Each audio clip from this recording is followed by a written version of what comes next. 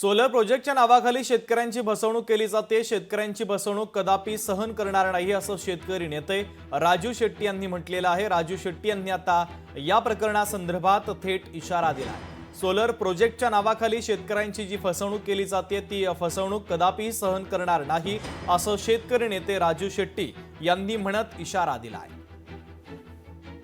Mahavitaran company आहे की अशा पद्धतीनं शेतकऱ्याला विटीस जात आहेत। म्हणजे राजकीय हेतू नका असे ना, पण निवडणुका डोळ्यासमोर ठेवून गाजावाजा करून शेतकऱ्याला मोफत वीज द्यायची घोषणा केली आणि आता ते सहन होत नाही, त्याचा आर्थिक बोजा सहन होत नाही, म्हणून अशा वेगवेगळ्या क्लृप्त्या काढायच्या आणि शेतकऱ्याला त्रास द्यायचा, हेच धंदे सध्या महावितरणचे लोकसुद्धा करायला. अर्थात सरकारनं त्यांना सांगितलं गेलं असलं पाहिजे, त्याशिवाय ते असं वागणार नाही.